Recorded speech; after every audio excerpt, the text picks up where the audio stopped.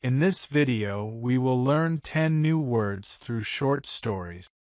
It might seem like a small step, but in 100 days, you will easily learn 1,000 words, which is a big achievement. To help you learn better, please watch each video twice. At the end of the video, try to make your own sentences using the new words you've learned. Stay with us and let's explore today's new words. A memory of recollection. I stood in the small, dusty attic, holding an old photo album. My hands trembled as I opened it. Each page was filled with pictures from my childhood.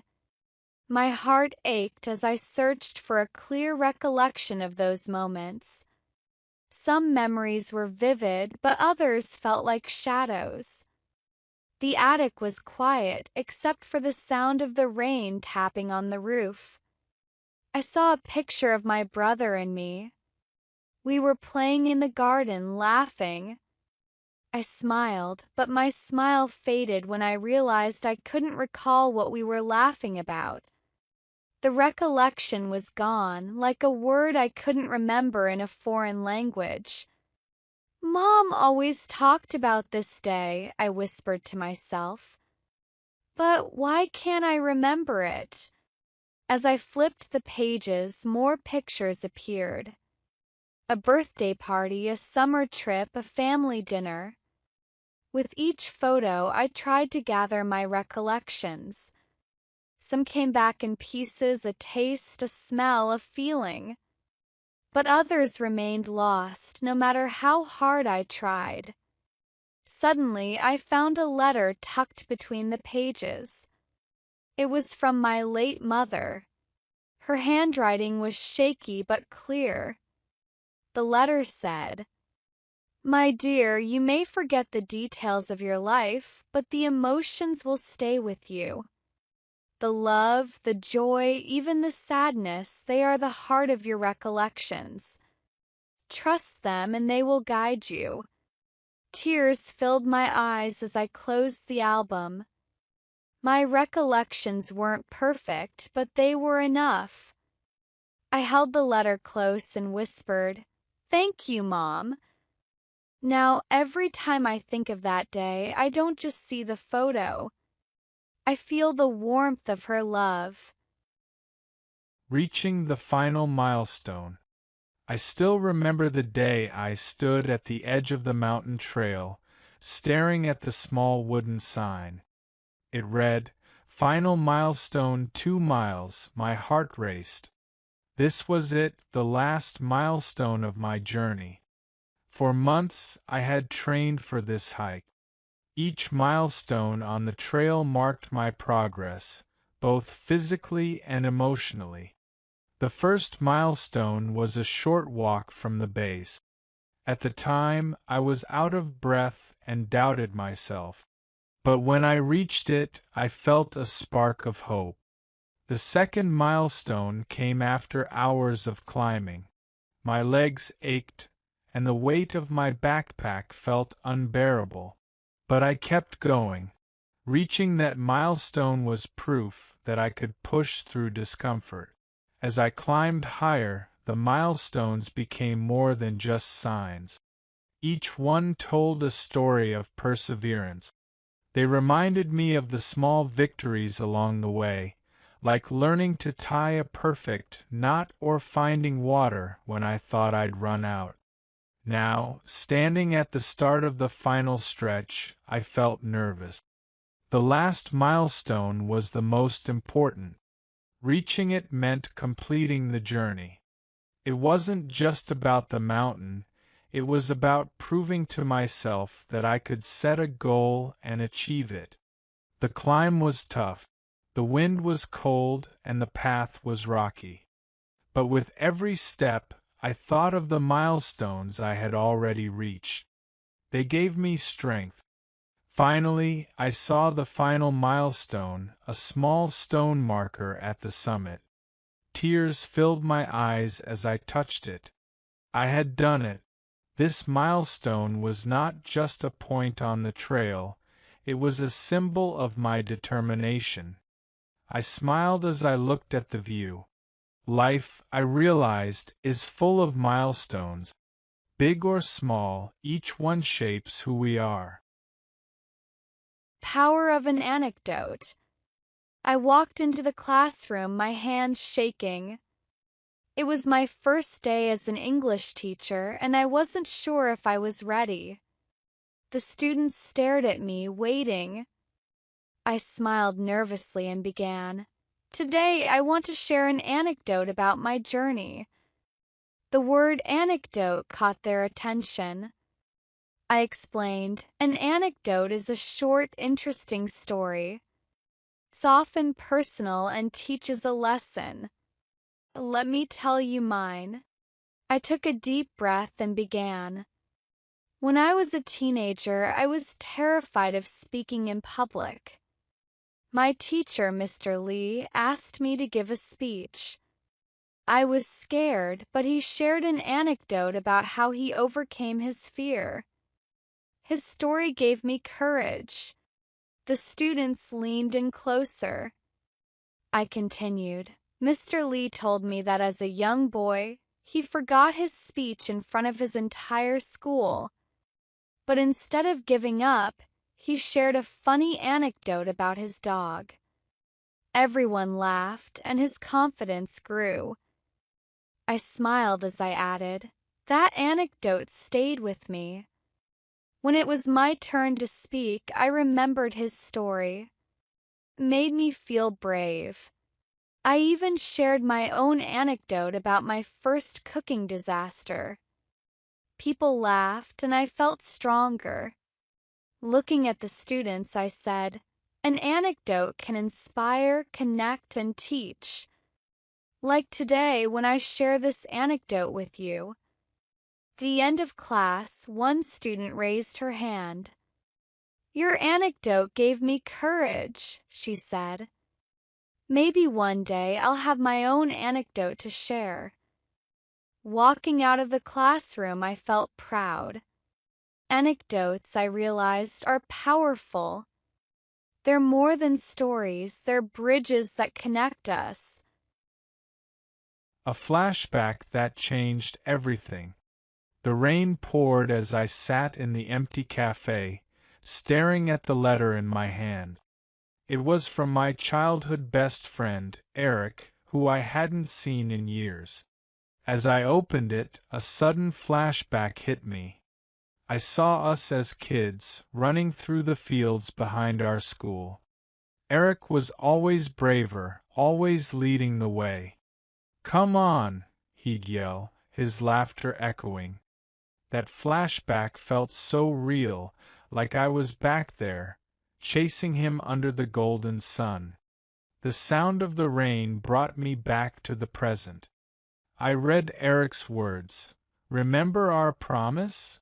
Another flashback filled my mind. It was a cold winter day. Eric and I had sat by the fire, talking about our dreams. We'll conquer the world together, he had said. No matter what happens. Tears blurred my vision as I returned to reality. Why had we drifted apart? Life had taken us in different directions. But Eric's letter brought everything back, every flashback, every memory. In his letter, Eric shared his struggles, his regrets, and his hope to meet again.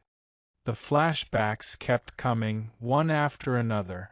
Our first fight, the time he saved my dog, the day we said goodbye. I realized something important. A flashback isn't just a memory. It's a moment so strong that it pulls you back, making you feel every emotion again. The last line of Eric's letter read, I hope our next flashback will be one we create together. I stood up, holding the letter tightly. It was time to find Eric and make new memories. Because some flashbacks aren't meant to stay in the past, they're a reminder to build a future. the diary I almost forgot. It was late at night when I found it, the old diary hidden under a pile of books. Cover was worn, the edges frayed, but I recognized it instantly. It was my childhood diary. I hesitated before opening it. My diary had always been my secret place where I poured my thoughts, fears, and dreams. As I flipped through the pages, memories came flooding back. The first entry was from my 10th birthday. "Dear diary," it began, "today was the best day. Mom made a cake and Dad gave me a bicycle. I felt so happy." My handwriting was messy, but the joy in the words was clear. Page after page, the diary told the story of my life. There were entries about my first day at school, my best friend moving away, and the time I failed a test and cried for hours. My diary had kept it all, every laugh, every tear, every milestone. Then I reached the last entry. It was from the day I left for college. "Dear diary," I had written, "I'm scared, but I'm excited too. I'll miss home, but I promise to write again soon." But I never did. Life got busy and the diary was forgotten until now. As I closed the diary, I realized something important. A diary isn't just a notebook, it's a friend, a witness to our lives. It holds the moments we treasure and the ones we'd rather forget. It's a place where we can be ourselves. I grabbed a pen and opened to a blank page. "Dear diary," I wrote, "it's been a long time, but I'm back. Let's start again." Reminiscing by the lake. It was a quiet afternoon, and I found myself sitting by the lake where I used to go as a child.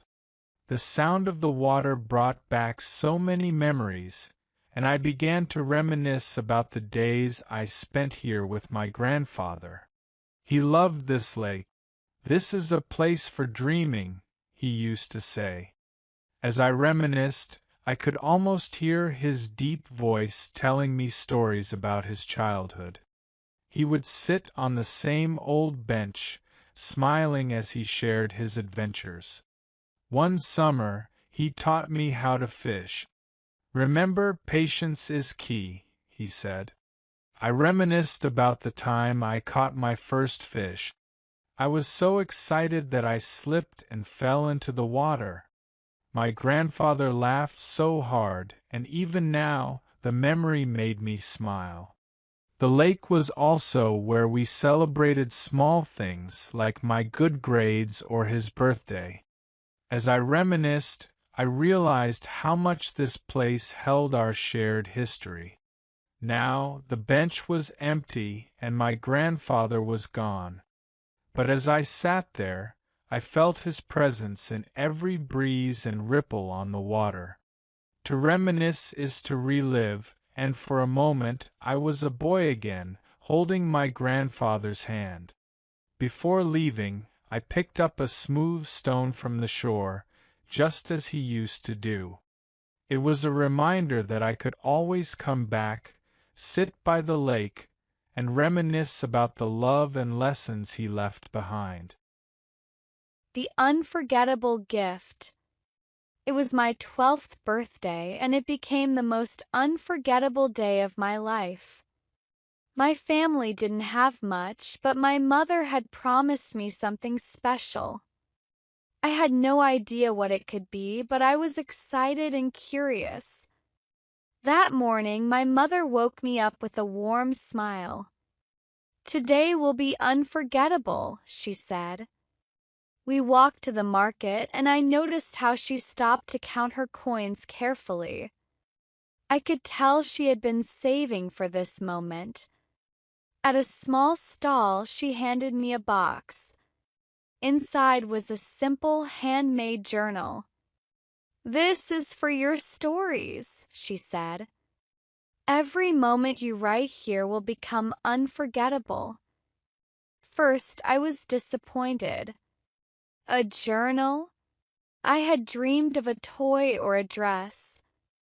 But when I opened the first page, I saw her handwriting. Unforgettable moments are not about what you have, they're about what you feel. I didn't understand it then, but as I grew older, I began to fill the journal. I wrote about the day I won a school prize, the time I made a new friend, and the day my mother fell ill but still managed to smile. Each page became a collection of unforgettable memories. Now, years later, I hold that journal like a treasure. My mother is no longer with me, but her words remain. She taught me that life's true gifts are unforgettable moments shared with loved ones. I still write in the journal. Each entry reminds me of that birthday and how one small gift became the most unforgettable part of my life. A bittersweet goodbye. When I received the news, my heart felt both heavy and light. My best friend, Alex, was moving to another country for a new job. It was a bittersweet moment. I was happy for him, but the thought of saying goodbye was hard to bear. On his last evening here, we decided to revisit all the places that held memories. First, we went to the park where we spent countless afternoons talking about our dreams. Then, we stopped by our favorite cafe, where we always ordered the same thing: one coffee and one hot chocolate. Sitting at our usual table, we both smiled, remembering the many conversations we had shared.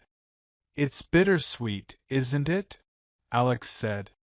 "Leaving all this behind, but knowing there's something new waiting for me." I nodded, understanding the word perfectly in that moment. It was the perfect mix of sadness and joy, a feeling that wrapped around us like a soft blanket. As we walked to the train station, the bittersweet feeling grew stronger. Alex handed me a small box. Inside was a photo of us, framed with the words, "Friends Forever." I laughed and said, "This is bittersweet too, Alex." The train arrived, and we hugged tightly. "Don't forget to visit," he said. His voice sounded happy but cracked with emotion. I waved as the train pulled away, carrying him to a new chapter of his life. That night, I sat alone, looking at the photo. The memory of the day felt bittersweet, full of sadness because he was gone, yet sweet because I knew we'd always be friends. The garden she left behind. My grandmother always said, "A legacy is not what you leave for people, but what you leave in them."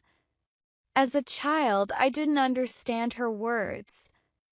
But when she passed away last year, I realized what her legacy truly was. Grandma had a small garden behind her house. Every spring, she would spend hours planting flowers, vegetables, and herbs. She called it her living legacy. When I was little, she taught me how to plant seeds and care for the soil. "One day, this garden will remind you of me," she said with a smile. After her funeral, I stood in the garden. Felt empty without her. But as I touched the soil, I remembered her hands guiding mine. The garden wasn't just a place, it was her legacy, a space filled with love, patience, and growth. This spring, I decided to continue her work. I planted sunflowers, her favorite, and lavender, which always made her smile. Every time I dug into the soil, I felt her presence. Her legacy was alive in every petal, every leaf, and every breeze that carried the scent of flowers. One afternoon, my neighbor's little girl Emma came over. She watched me plant seeds and asked if she could help. As I showed her how to plant sunflowers, I heard myself repeating my grandmother's words. A legacy is not what you leave for people, but what you leave in them. That's when I realized the true meaning of legacy. It's not just memories, it's the values, love, and knowledge we pass on. Grandma's legacy wasn't just her garden, it was the lessons she left in my heart. And now I was passing them on to Emma. A farewell on the train platform. The train whistle echoed across the station. I stood there, holding my suitcase, knowing it was time for a farewell.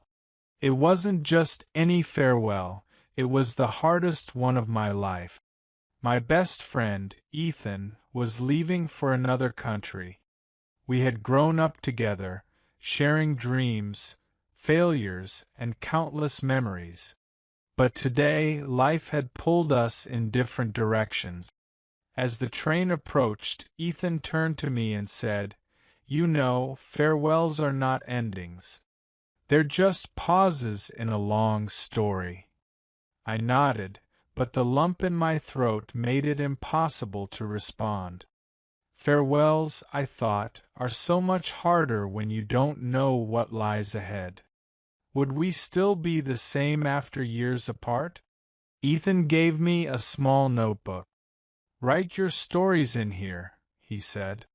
"And one day, when we meet again, we'll share them." That simple gesture made the farewell bittersweet. The train's doors opened and Ethan stepped in. I waved, trying to hold back tears. As the train pulled away, I realized farewells are not just about saying goodbye, they're about cherishing the moments you've shared and hoping for the ones yet to come. Walking home, I thought about the word farewell. It's not a sad word, really. It means to do well or to wish someone well. Ethan had taught me that. And as I opened the notebook he gave me, I decided that every page I wrote would carry a part of our friendship. Farewells, I realized, are not about endings. They are about hope, and hope was something Ethan and I would always share, no matter how far apart we were.